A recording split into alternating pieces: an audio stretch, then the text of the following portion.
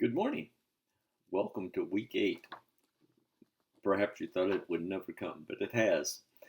As we begin this week, the theme for our week is the leader in communication and relationships, with a goal to learn to communicate in the context of healthy relationships. And I reference that with Colossians 4:6. Let your speech always be with grace, seasoned as it were with salt, so that you may know how to answer each person.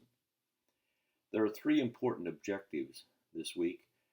The first one is to differentiate between lobbying and training. Osborne talks about that. The second one is to explain the imperative of board, staff, and congregation alignment. And the third objective is to critique when to use various methods of communication. We live in a very interesting time. There are so many means of communication: video, FaceTime, email, social media, texting, and the list goes on. And we need to learn how to work with the entire congregation, not just a segment. So that's an important principle. So we have the reading from Osborne, chapters 9 to 13, plus chapter 16 and the conclusion. Now, the chapters I've skipped are not unimportant. They're just within the context of how much time I could request of you to read. And the second source is my video, Beatty's video.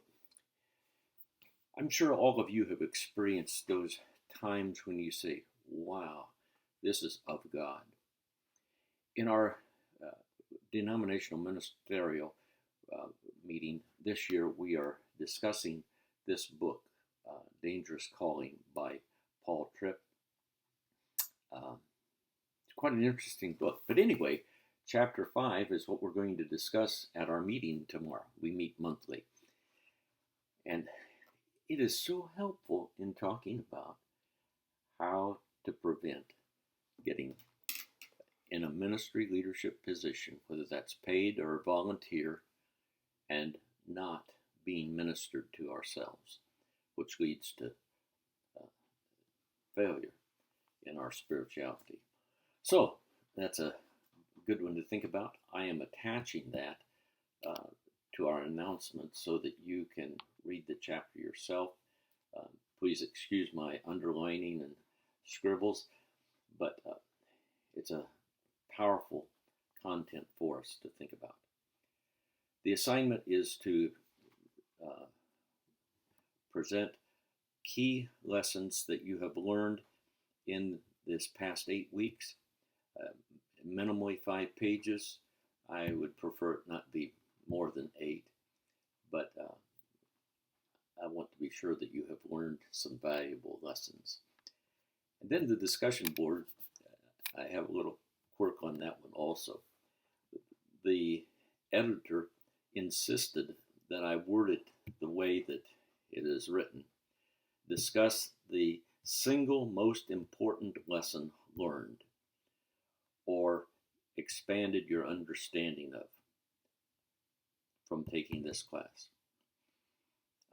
You can cite 3 lessons, 1 to 3. I don't like those questions. What was the best thing you did on vacation? Well, I did a number of interesting things. Well, so 1 to 3, and that will be just fine.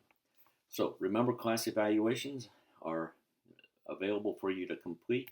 I put that information in last week, I believe it was. Go back and check your content reports to be certain that you have those filled in. Always feel free to contact me, email, phone, text, and I will seek to get back to you as soon as I can. And then the other thing, for those of you who are graduating in May, I certainly hope I have the privilege of meeting you face to face. My wife and I plan to be there, the Lord willing. God bless you as you finish up this course. Keep walking with the Lord. I like what Deuteronomy 4:9 says. It's talking about the law, of course, but it has an application for us. Obey, only be careful and watch yourselves closely, so that you do not forget the things your eyes have seen or let them slip from your heart as long as you live. Yes, hold them tight to your heart. God bless you.